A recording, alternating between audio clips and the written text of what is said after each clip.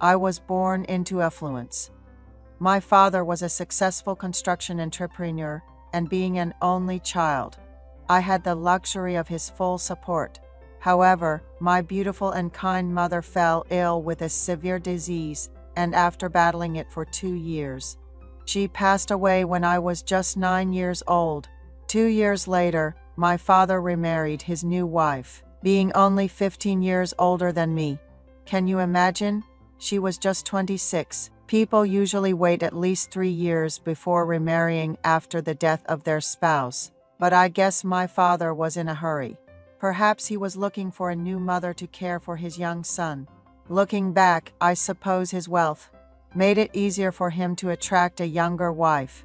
My stepmother was young and pretty, standing at 5'6", and was also very kind.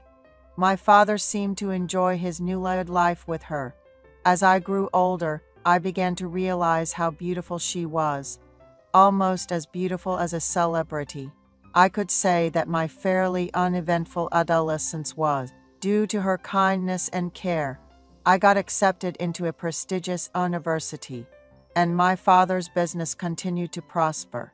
Although I didn't need to work for money, my father advised me that it would be a good experience to do some part-time work. So I worked on a construction site during the holidays, mixing cement with water. The wages I earned felt incredibly valuable after a hard day's work. One day, I bought a watermelon with my wages and gave it to my stepmother. She patted me on the back gently, which somehow made me blush. We lived happily as a family. After serving in the military, I was waiting to return to school while working part-time. Then one day, I came home to find my father's belongings scattered about the living room. My stepmother was crying, and when I asked her what happened, she told me that my father had cheated on her. In her anger, she had thrown all of his clothes from the wardrobe into the living room. My father left the house, claiming that my stepmother was overly attached, since their daughter was already 10 years old. My stepmother was left alone to raise her, while my father agreed to provide only the necessary living expenses. I was angry at my father for betraying his young wife. I wanted to comfort my stepmother, so I started buying her nice meals with the money I earned from my part-time job, and also gave her some pocket money. Despite the circumstances, my stepmother never lost her gentle smile and took good care of me and my sister. I was busy after returning to school, and my father's separation period just seemed to extend. Looking at my father's life, I decided not to date for a while and focused on studying. As my sister grew older and her tuition fees increased, my stepmother had to contact my father for additional support. Occasionally, I saw her sigh and sit down in exhaustion. One day, I suggested that we order some late-night snacks. My stepmother ordered chicken and beer. My sister said she was tired and went to bed, leaving my stepmother and me at the dining table. As we shared stories and drank, she started crying, saying that my father hadn't contacted her except for when he sent money, that he had betrayed her. Despite the 20-year age difference, that he didn't even ask about his daughter, and that just sending money doesn't make him a father. I gently patted my stepmother's slender shoulders, comforting her, saying, "Stepmother, Dad will come back someday. Let's live well until then." She had too much to drink and went to her room to sleep. I was about to go to my room after cleaning up when my stepmother softly called out to me, "Son, I've felt so lonely. Things were good when your father and I first got married, but after we had our daughter, he only had eyes for her. I was always complimented for my youthful looks, but your father began to distance himself from me. During that time, you were growing up so well, buying me delicious food, even giving me pocket money from the earnings of your part-time job. I'm grateful. I'm embarrassed to say this, but I started to see you as a man. I've wanted to confess my feelings for a while now, but I've been too shy. This isn't drunk talk. I'm confessing to you with the help of alcohol.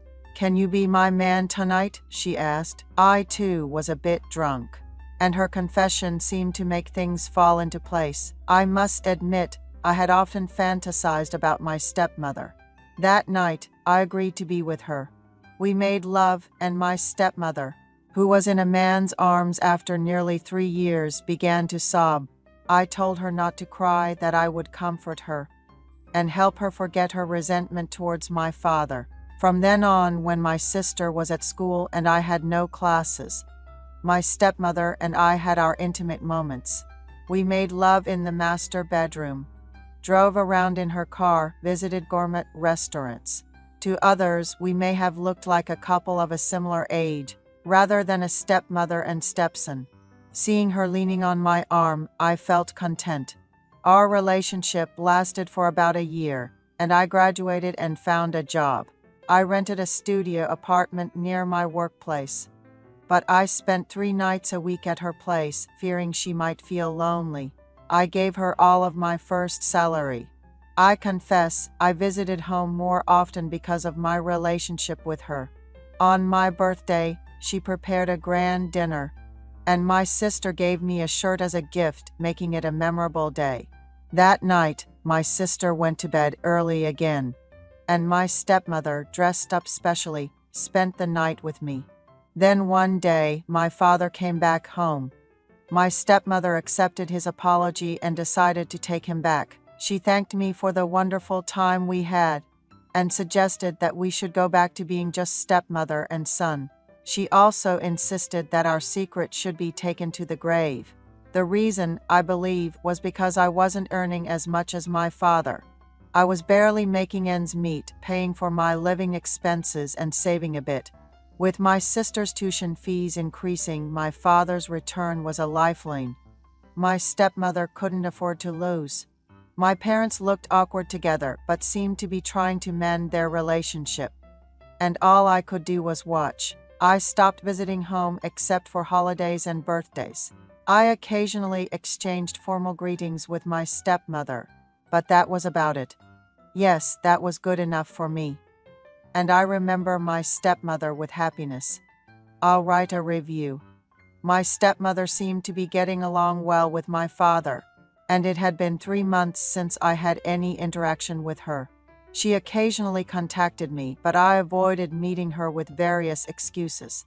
Then one day, just before the end of the workday, I got a call at my office desk. Someone was looking for me, so I hurried out. It was fall, and the wind was gently blowing. My stepmother was standing in the lobby of my office. She was wearing a green dress and a cardigan, and she looked stunning. The employees who were leaving work kept stealing glances at her. I introduced her to a coworker, who joked how lucky I was to have such a young and beautiful mother. I always felt this way when I was with my stepmother. She was always beautiful, and I was proud of her. We went to a nearby restaurant and ordered steak, pasta, and salad. We also ordered wine, but my stepmother didn't look happy. She asked if I had been doing well and why I was avoiding her calls.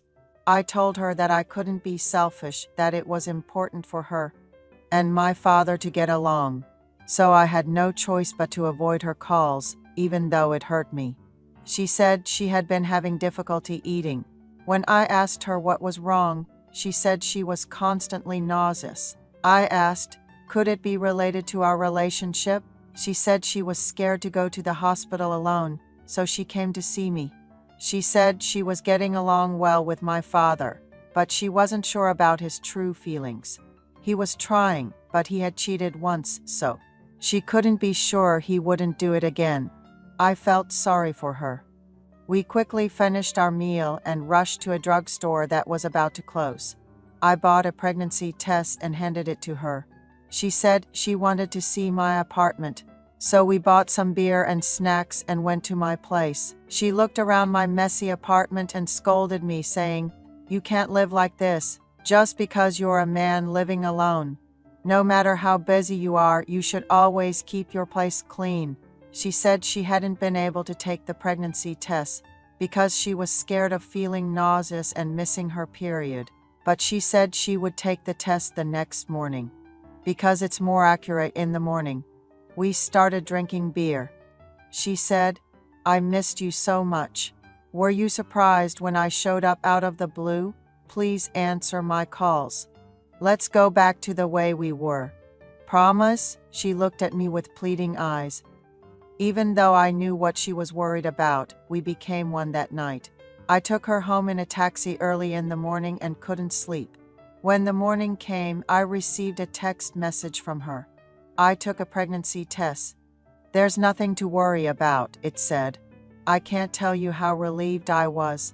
We met again that evening, and she told me that she had been to the gynecologist because her periods were irregular and she had gotten a shot. But because she was constantly nauseous, she was advised to go to an internist. She had an endoscopy a few days later and was diagnosed with chronic gastritis. It wasn't as serious as we feared, and we were relieved. Our relationship returned to the way it used to be. Sometimes my stepmother would come to my apartment.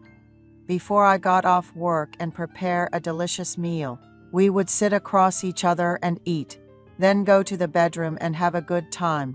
One day, after work, I walked into my apartment to find my stepmother, sitting there with a furious look on her face.